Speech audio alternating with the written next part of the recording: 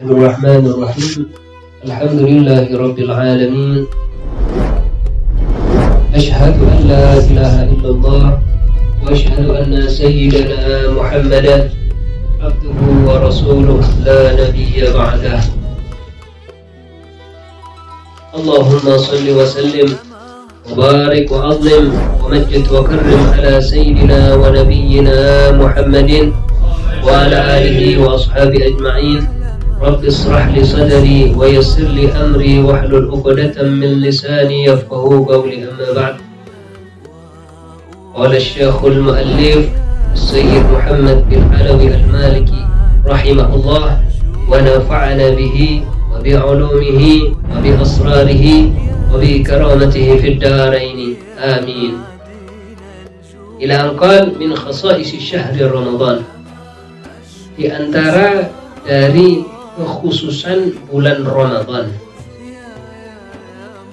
Sebentar lagi kita akan memasuki bulan Ramadan, sehingga kita perlu sedikit mengulang pelajaran tentang keutamaan, kemuliaan dari bulan Ramadan. Ilmu itu harus diulang-ulang.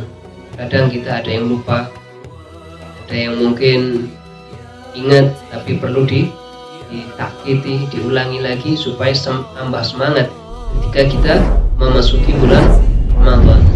Siapa orang yang senang dengan kehadiran bulan Ramadan, maka akan dijamin oleh Kanjeng Nabi Muhammad SAW tempatnya nanti di surga Allah Subhanahu wa taala. Akhrijul Baihaqi an Jabir bin Abdullah radhiyallahu anhuma anna Rasulullah sallallahu alaihi wasallam qala utiyat ummati fi syahri Ramadan khamsan lam yu'tihinna nabiyyan qabli. Ini diriwayatkan oleh Al-Imam Baihaqi dari Sayyidina Jabir bin Abdullah radhiyallahu anhuma, semoga Allah Subhanahu wa taala meridhai keduanya, yaitu Sayyidina Jabir dan Sayyidina Abdullah. Anna Rasulullah sallallahu alaihi wasallam qala, bahwasanya Rasulullah sallallahu alaihi wasallam telah bersabda, Utiyat ummati fi syahri Ramadan khamsan. Umatku dikaruniai, dianugerahi oleh Allah Subhanahu wa taala fi syahri Ramadan, pada bulan Ramadan ini, khamsan, 5 hal yang mana lam yu'tihinna nabiyyan qabli, yang mana tidak pernah dianugerahkan, diberikan kepada satu nabi pun sebelum Nabi Muhammad SAW. Jadi ini 5 hal ini adalah khusus bagi umat Nabi Muhammad SAW.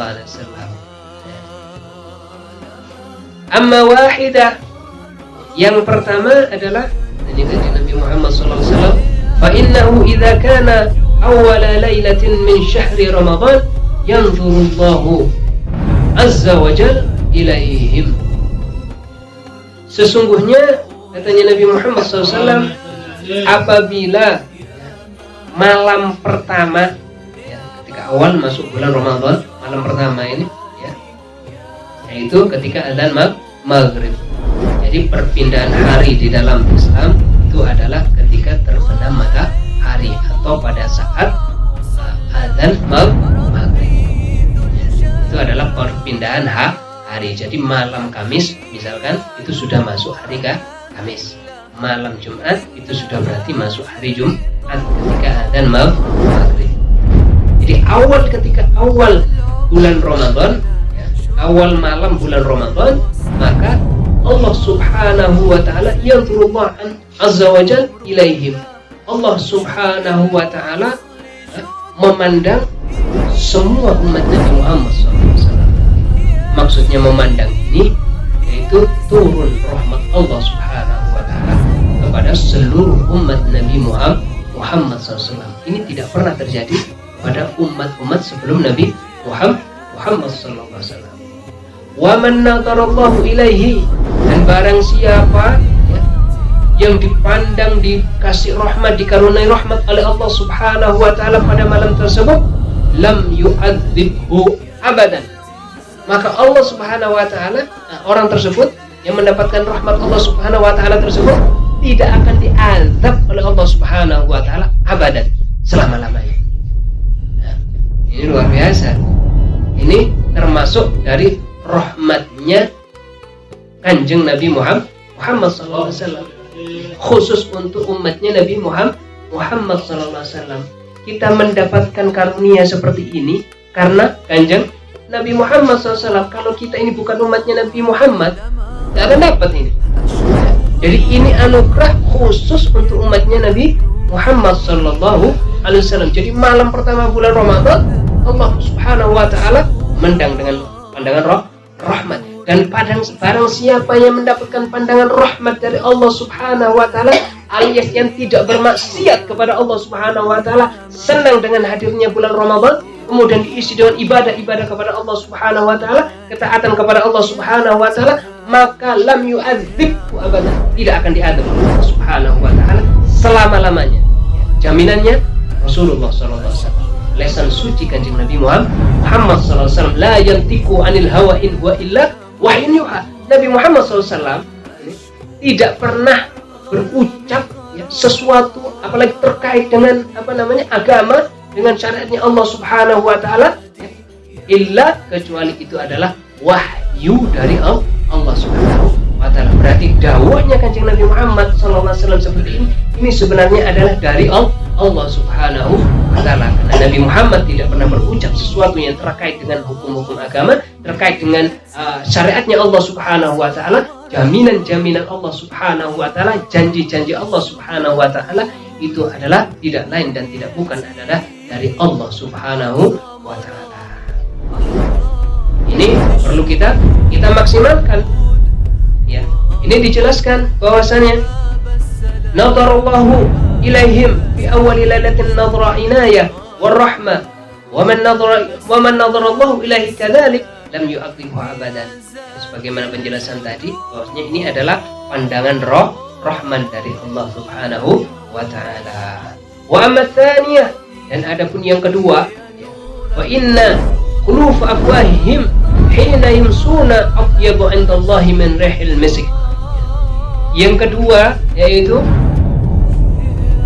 perubahan bau mulut, ya. Perubahan bau mulut dari orang yang berpuasa, ya. Hina yumsuna atyabu 'indallahi min rihil misk. Ketika sudah menjelang berbuka, itu kan perubahan bau mulut, kan, ya? Karena tidak diisi oleh apapun, mulai sejak pagi, mulai sejak subuh sampai siang, sampai sore kan tidak terisi apa-apa. Maka ada di sini secara alami akan ada perubahan bau dari mulutnya orang yang berpuasa. Nah, perubahan bau mulut dari orang yang berpuasa ini, katanya Nabi Muhammad SAW, atyabu indallahi min rihil misk, itu di sisi Allah Subhanahu Wa Taala lebih harum, lebih wangi di sisi Allah min rihil misk, daripada baunya misik, minyak wangi misik. Minyak wangi yang paling harum di dunia ini misik, dan paling awet itu misik. Nah, di sini dijelaskan bahwasanya apa? Khulufu afwahihim atyabu indallahi min rihil misk, baunya, perubahan bau mulut dari orang yang berpuasa ini itu menandakan sangat disukai, sangat dicinta oleh Allah Subhanahu wa Ta'ala. Jadi saya tidak memakai kalimat bau, ya, perubahan. Karena apa? Bau ini relatif. Maksudnya relatif ini terkait dengan penciuman. Ada orang yang mengatakan ini bau, ada yang mengatakan biasa, kan seperti itu. Ada yang mengatakan harum, ada yang mengatakan kurang harum, terkait dengan penciuman orang masing-masing. Makanya yang paling pas adalah perubahan bau daripada atau aroma daripada mulut orang yang berpuasa. Makanya perubahan mulut, aroma mulut orang yang berpuasa ini sangat disukai oleh Allah Subhanahu wa ta'ala, sehingga besok di akhirat itu di surganya Allah Subhanahu wa ta'ala orang-orang yang berpuasa ini ya, mulutnya itu kelihatan dari aroma bau mulutnya. Jadi nanti di surga bagi ahli yang puasa itu aroma mulutnya ini aroma wangi, lebih wangi dari baunya mesik.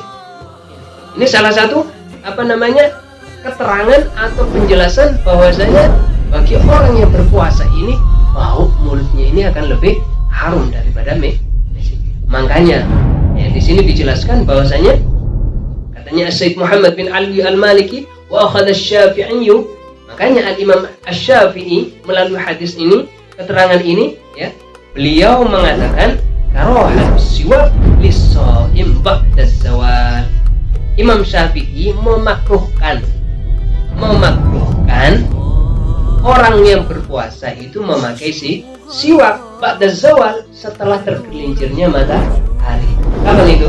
Waktu sholat zuhur tergelincir sedikit matahari itu sudah makruh menurut al-Imam asy-Syafi'i. Agar supaya apa? Rehnya aroma mulutnya orang yang berpuasa ini biar tetap seperti itu. Ini menurut mazhab Imam asy-Syafi'i. Cukup dengan umur sedikit, mungkin menghilangkan kering di bibir ya, dengan kumur-kumur pakai air sedikit ya, itu untuk supaya tidak kering bibirnya, seperti tidak pecah-pecah. Kadang di iklim-iklim yang panas ya, di Gunung dan lain sebagainya, itu iklimnya panas sehingga sampai kalau keringnya sangat bibir ini bisa pecah-pecah sampai keluar darah. Alhamdulillah di Indonesia ini iklimnya iklim tengah-tengah, walaupun panas tidak sampai menyebabkan pecah-pecah. Kalau di Timur Tengah saking panasnya itu batu yang kena sinar matahari langsung siang itu bisa untuk apa? Goreng telur, bisa untuk goreng telur, matang telurnya digoreng di batu yang kena terik matahari saking panasnya. Alhamdulillah di Indonesia ini tengah-tengah, nggak terlalu panas juga tidak terlalu dingin. Makanya besok ini kita orang Indonesia ini apa? Banyak soalnya, banyak akan dipertanyakan tentang kenikmatan Allah Subhanahu wa ta'ala. Bagaimana sudah dikasih nikmat dengan suhu yang luar biasa, nikmatnya seperti ini, bagaimana ketaatan kalian kepada Allah Subhanahu wa ta'ala.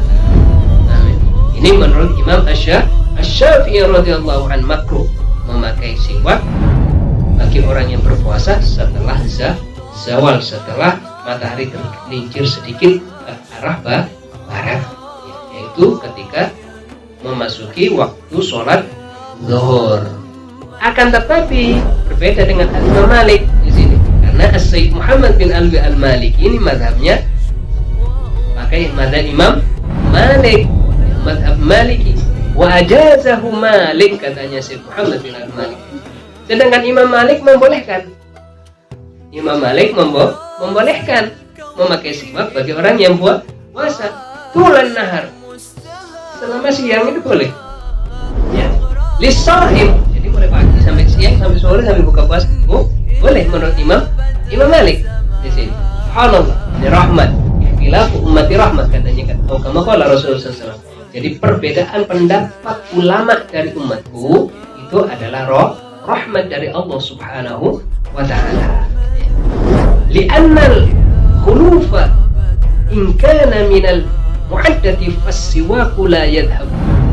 Menurut Imam Malik ya, kalau orang sudah terbiasa memakai siwak, walaupun puasa tidak akan berubah, aromanya tetap kayak gitu, tidak merubah aroma. Kan di dalam lafaz hadisnya tadi ya, aroma. Menurut Imam Malik, kalau sudah orang terbiasa memakai siwak, aromanya tidak akan berubah. Walaupun pakai siwak, tetap aromanya aroma orang yang berpuasa. Makanya Imam Malik mengatakan boleh, juz. Wa aidan innal maqsud min madhil khuluq al-thana'u 'ala as-shawm wa bayani mazituhu wa laysa al-maqsud nafsul khuluf fadhahabuhu wa biqa'uhu sawa. Ini juga dalam madhab Imam Malik yang dimaksud adalah perubahan mulut ya, bagi orang yang berpuasa ini penjelasannya adalah di dalam thawab, pahala. Jadi maksudnya bukan letterlek hadis perubahan mulut ini lebih harum daripada misik ya, di sisi Allah. Maksudnya apa?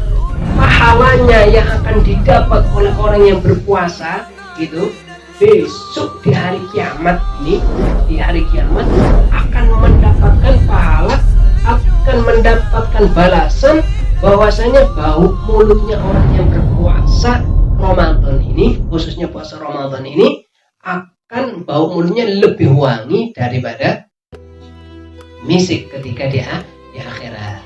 Ini menurut pendapat madhab Imam Malik. Di luar itu semua intinya bahwasanya ketika berpuasa perubahan aroma mulut orang yang berpuasa ini akan sangat dicintai oleh Allah Subhanahu wa Ta'ala. Ini adalah apa? Khusus untuk umatnya Nabi Muhammad SAW. Kalau umat nabi-nabi terdahulu mau berubah ini bau mulutnya tetap enggak jadi kasih apa? Pahala oleh Allah Subhanahu wa Ta'ala. Khusus untuk umatnya Nabi Muhammad SAW dapat pahala. Ini rahmatan lil alamin. Ini loh yang disebut dengan rahmatan lil alamin, yang dimaksudkan rahmatan lil alamin sebagai umatnya Nabi Muhammad SAW. Ini rahmat bagi alam semesta, termasuk dari pahala-pahala yang dilipat gandakan ya, keutamaan yang tidak diberikan kepada umat-umat sebelum Nabi Muhammad. Ini adalah rahmatan lil alamin. Maksud yang sebenarnya dari rahmatan lil alamin bukan kalau ada orang yang maksiat kita diem. Alasannya rahmatan lil alamin. Maksudnya apa? Gak usah negor orang yang maksiat ya. Kalau ada orang yang berzina, misalkan ada orang yang membuka aurat, ada orang yang mabuk-mabukan, ada orang yang tidak sholat, udah kita rahmatan lil alamin. Maksudnya apa? Gak usah ditegur. Padahal di satu sisi Allah Subhanahu wa Ta'ala memerintahkan kita untuk al-amru bil ma'ruf wan nahyu 'anil munkar. Kita umat Nabi Muhammad ini diperintahkan sama Allah Subhanahu wa Ta'ala, idza ra'aitumul munkar falyughayyirhu biyadi. Kalau kalian wahai umatku, katanya Nabi Muhammad SAW, melihat kemungkaran apapun bentuknya, mungkar itu banyak. Ada yang bersifat individu, ada yang bersifat kelompok. Apapun kemungkaran itu, maka falyughayyirhu biyadi, maka ubahlah dengan tangan kalian. Maksudnya apa? Dengan kemampuan kalian. Kalau punya kekuasaan, dengan kekuasaan kalian. Kalau misalkan punya masa, dengan masa kalian. Kalau misalkan punya organisasi, dengan organisasi kalian. Disuruh apa? Merubah. Maksudnya di apa? Ditegur. Fa'ilam yastati wal bilisani. Kalau nggak punya kekuasaan power, misalkan nggak punya organisasi, bukan penguasa, bukan seorang pimpinan, misalkan, wal yughayyiru bilisani, maka rubahlah itu dengan lisan. Maksudnya dinasihati. Dinasihati ini tidak harus jadi ustaz. Tidak harus. Ya memang secara harfiah seorang ustaz, seorang dai memang dengan lisan, menyampaikan dengan lisan. Kalau kemungkaran itu bersifat umum, maka ulama, ustaz, yai, habaib menyampaikan, melarang maksiat tersebut. Tapi walaupun bukan ustaz ya, tapi dia seorang kepala keluarga misalkan, anaknya misalkan melakukan mungkar, misalkan mungkar apa? Tidak sholat, membuka aurat, tidak menutup aurat, maka lesannya harus digunakan. Ayo sholat, jangan minum minuman keras. Ya billah, kalau ada keluarganya yang minuman keras, jangan minum minuman keras. Ada yang berzina, jangan berzina. Ini lesannya harus disampaikan, harus nahi mungkar. Wa illam tadi wa biqalbi. Kalau sudah lisan tidak bisa, maka baru ya, dengan apa? Dengan hati. Ingkar dengan hati. Wa biqalbi, harus dengan hati. Harus ingkar, tetap harus ingkar. Tidak boleh ucap santinya min zamani. Loh, berarti ridho. Kalau mengatakan ucap no anjine wis zamani wis rusak, berarti ridho. Tidak boleh ngomong seperti itu. Harus ngomong iya itu boleh, tapi aku gak iso, gak punya kekuatan, gak punya kekuasaan misalkan. Nah, saya dengan lisan pun saya tidak mampu, maka harus ingkar dalam hati. Paham ya? Ini adalah afdalul iman katanya Nabi Muhammad, adalah selemah-lemah iman. Berarti kalau kita ini ingkar dalam hati, oh ada kemungkaran, gak iso, saya ini tidak bisa misalkan, berarti iman kita adalah iman yang paling paling lemah. Ibarat manusia yang paling lemah siapa? Orang yang sakit, infus. Teman tahu orang infus di rumah sakit, infus atau apa ya, kena penyakit yang parah, gak iso apa-apa, cuman ketap. Nah, up, gak punya tenaga, sudah dhaif, lemah sudah. Jangankan berdiri, jangankan duduk, bergerak saja nggak bisa. Ini paling lemah sudah. Orang yang paling lemah kan seperti itu, nggak bisa obah, nggak bisa gerak, ya. Hanya matanya ketap-ketip. Nah, ibaratnya kita iman kita lagi diinfus, iman kita lagi lemah. Kalau ada kemungkaran kita hanya ingkar. Tapi sudah bagus, itu sudah bagus. Cuman yang paling lemah di mata Rasulullah SAW. Kita berarti menjadi umat yang paling lemah. Nah, ini juga yang menjadi ciri dari ciri umat Nabi Muhammad SAW. Cirinya adalah kuntum khairu ummah ukhrijat linnas ta'muruna bil ma'rufi wa tanhauna 'anil munkar. Kalian umat Islam adalah sebaik-baik umat. Apa syaratnya? Ta'muruna bil ma'ruf wa tanhauna 'anil munkar. Mencegah dari kemungkaran dan menyuruh, memerintah kepada kebaikan dan mencegah dari kemungkaran. Ini ciri dari umatnya Nabi Muhammad SAW yang dibanggakan Allah Subhanahu wa Ta'ala kepada nabi-nabi sebelum Nabi Muhammad SAW. Kemudian yang ketiga, wa amma tsalits fa innal malaika tastaghfiru lahum fi kulli yawmin wa lailah. Yang pertama tadi ya, kalau kita memasuki bulan awal bulan Ramadan, malam pertama bulan Ramadan ya, itu kita akan dinadhrah, dipandang oleh Allah dengan pandangan rahmat. Siapa yang mendapatkan pandangan rahmat Allah Subhanahu wa Ta'ala, lam yu'adzibhu abadan, tidak akan diazab oleh Allah selama-lamanya. Yang kedua, perubahan aroma mulut dari orang yang berpuasa itu lebih wangi daripada aroma misik indallah, di sisi Allah. Yang ketiga, wa innal malaikah tastaghfiru lahum fi kulli yawmin wa lailah. Sesungguhnya para malaikat ini memintakan ampun untuk mereka, umatnya Nabi Muhammad SAW yang lagi puasa, fi kulli yawmin wa lailah. Tiap hari siang dan malam, dimintakan ampun oleh para malaikat. Kenapa demikian? Di sini dijelaskan bahwasanya karena malaikat ini dulu ketika Allah Subhanahu wa Ta'ala mau menciptakan Nabi Adam, malaikat ini mengusulkan kepada Allah Subhanahu wa Ta'ala. Allah sudah menyampaikan kepada malaikat, wahai malaikat, aku akan menciptakan manusia, makhluk yang namanya manusia, akan aku taruh di bumi sebagai khalifah.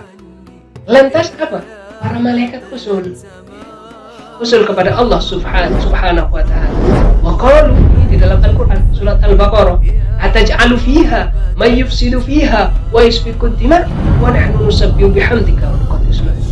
Ya Allah, apakah Engkau akan menciptakan manusia, makhluk yang namanya manusia, yang akan merusak bumi tersebut, yufsidu fiha, akan berbuat mungkar di dalam di bumi tersebut, wa yasfikud dima, menumpahkan darah. Ini malaikat mempunyai usul seperti ini bukan tanpa dalil, bukan tanpa kenapa? Bukan tanpa apa ya? Tanpa alasan. Karena apa? Sebelum Allah mau menciptakan manusia, Allah Subhanahu wa taala mendapatkan usulan ya, dua malaikat yang namanya Harut dan Marut mengusulkan kepada Allah Subhanahu wa taala itu untuk apa? Untuk menjadi khalifah di bumi ini. Ketika itu Allah Subhanahu wa taala singkat cerita di dalam tafsirnya bahwasanya ketika Allah Subhanahu wa taala pertama kali menyampaikan kepada malaikat akan menciptakan manusia sebagai khalifah di bumi, malaikat Harut dan Marut usul biar kami yang ada di bumi menjadi khalifah di bumi. Dikasih oleh Allah Subhanahu, diizinkan oleh Allah Subhanahu wa taala, tapi dikasih syarat, dikasih nafsu. Singkat cerita dua malaikat dua ini dikasih nafsu oleh Allah Subhanahu wa taala. Malaikat dikasih nafsu yang mana ibadah kepada Allah Subhanahu wa taala. Dikasih nafsu. Karena manusia akan diutus di bumi ini dikasih nafsu. Dijadikan khalifah di bumi kita ini dikasih nafsu. Maka malaikat Harut dan Marut dikasih nafsu oleh Allah Subhanahu wa taala. Singkat cerita, setelah dikasih nafsu ini malaikat Harut dan Marut diuji sama Allah Subhanahu wa taala. Sebagaimana kita sebagai khalifah di bumi ini dikasih nafsu, diuji sama Allah Subhanahu wa taala. Apa ujiannya? Diutus bidadari ya, untuk turun ke bumi. Akhirnya yang mana malaikat ini yang awalnya tidak ada nafsu dikasih nafsu kan sama Allah Subhanahu wa taala. Berhubung sudah ada nafsu, kelihatan wanita apa? Ada rasa senang. Singkat cerita bertengkar untuk memperebutkan bidadari. Singkat cerita lagi akhirnya sampai terjadi pertumpahan darah. Ibarat bahasa sekarang itu sampai terjadi pertempuran. Makanya para malaikat ini ketika menyampaikan lagi Allah mau mencipta manusia, ya, malaikat usul ataj'alu fiha may yufsidu fiha wa yasfiku dima. Apa engkau ya Allah akan menciptakan makhluk ya, yang akan berbuat rusak di bumi ini? Karena pengalaman sebelumnya ya, wa yasfiku dima, dan menumpahkan darah. Wa nahnu nusabbihu bihamdika wa nuqaddisu. Sedangkan kami ya Allah, para malaikat ini nusabbihu, mensucikan engkau, bertasbih dan beribadah taat kepada engkau ya Allah. Nah, akhirnya apa? Dilanjutkan bahwasanya Allah mengatakan bahwasanya ya, kau tidak tahu di situ di surat Al-Baqarah, jangan tinggalin lihat di surat Al-Baqarah tersebut bahwasanya Allah Subhanahu wa taala tetap menyampaikan bahwasanya akan mencipta manusia, bahwasanya yang engkau ketahui para malaikat ya, yang aku ketahui wahai malaikat tidak engkau ketahui. Maksudnya pengetahuan malaikat ini terbatas. Nah, setelah itu Allah menciptakan Nabi Adam alaihissalam. Nabi Adam alaihissalam diciptakan oleh Allah Subhanahu wa taala. Kemudian Nabi Adam ini dikasih ilmu oleh Allah Subhanahu wa taala, mengenal nama-nama yang ada di surga dan lain sebagainya. Kemudian Nabi Adam oleh Allah Subhanahu wa taala disuruh ditanya oleh Allah Subhanahu wa taala apa nama-nama ini, dijawab semua oleh Nabi Adam. Akhirnya apa? Para malaikat ini apa? Kasarannya bahasa kita sebagai manusia jelek. Ternyata manusia ini Nabi Adam seperti ini, lebih pintar, lebih alim kasarannya ya, mempunyai ilmu lebih dari para malaikat. Nah, karena malaikat ini sudah suudon kasarannya ya, bahasa kita itu suudon sama manusia sebelum diciptakannya Nabi Adam. Akhirnya Allah Subhanahu wa taala memerintahkan kepada malaikat untuk istighfar, untuk mengistighfarkan, memintakan ampun untuk manusia semua. Paham nih? Jadi ini karena malaikat sudah suudon sama manusia, diperintah sama Allah supaya memohonkan ampun untuk manusia. Paham nih? Nah, ini juga katanya para ulama, menurut salah satunya Syekh Muhammad bin Al-Maliki, bahwasanya ini sama halnya kalau kita suudon kepada orang, sedangkan orang itu tidak seperti yang kita suudoni, maka kita doakan kepada Allah Subhanahu wa taala diampuni dosanya oleh Allah Subhanahu wa taala. Ya Pak. sebagai mengikuti dari ini para malaikat yang seperti itu yang sudah suudzon kepada manusia. Ini yang ketiga. Kita singkat ya. Wa ammar rabi'ah fa inna Allah azza wa jalla ya'muru jannatahu fa yaqulu laha ista'iddi wa tuzayyini li ibadi. Wahai surga, ini yang keempat, keutamaan yang keempat, ista'iddi, bersiap-siaplah. Wahai surga, berhiaslah engkau surga. Untuk apa? Untuk kedatangan hamba-hambaku. Ausyaka an yastarihu min ta'abid dunya ila dari wa karamati. Sebentar lagi akan datang. Maksudnya siapa? Orang-orang yang berpuasa ini akan datang untuk memasuki engkau, wahai surga. Jadi surga ini sudah luar biasa. Mala ainun ra'at wala udhun sami'at wala khatara ala qalbin basar. Yang mana surga yang paling jelek. Surga yang paling jelek adalah apa? Suasananya sangat indah, saking indahnya mala ainun ra'at, tidak pernah dilihat oleh mata, tidak pernah dilihat oleh mata, dan tidak pernah didengar keindahannya. Misalkan ada orang cerita keindahan-keindahannya, tidak pernah didengar oleh manusia. Keindahannya lebih lagi, itu surga yang paling bawah. Ini keindahan seperti itu, yang paling bawah saja seperti itu, apalagi surga yang disiapkan untuk orang yang berpuasa. Nah ini ketika memasuki bulan Ramadan, surga disuruh berhias. Wes api, mohon api nosisan. Untuk siapa? Orang yang puasa.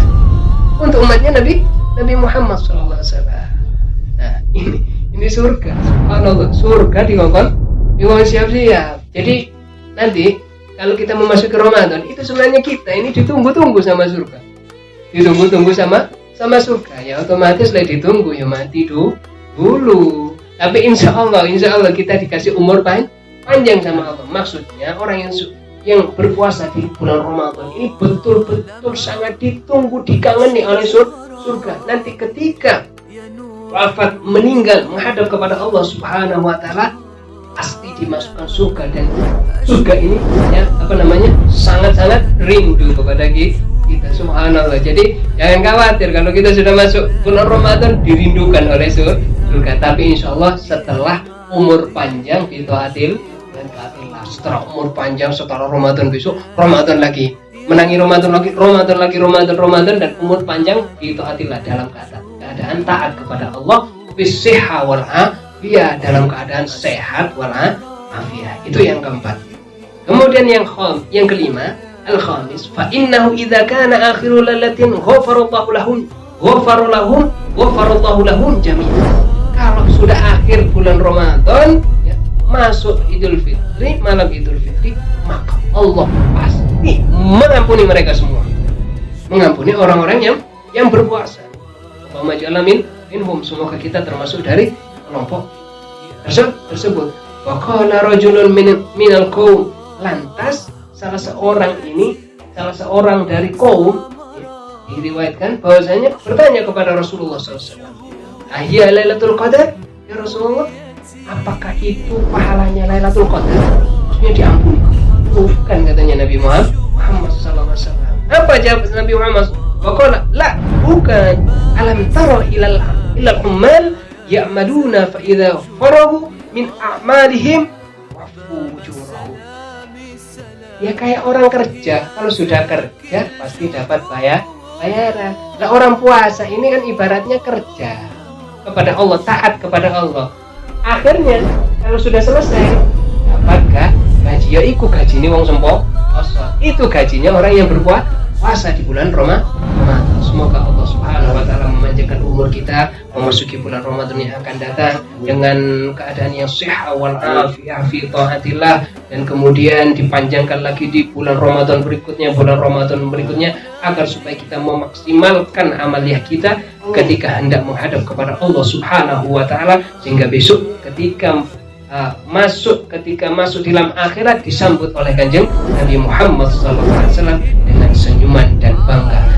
Ini umatku, amin ya rabbal alamin. Ala hadhihi niyyah wa bi kulli niyatin salihah wa la hadratin nabi wa hadin nabi Muhammad sallallahu alaihi wasallam bi sirril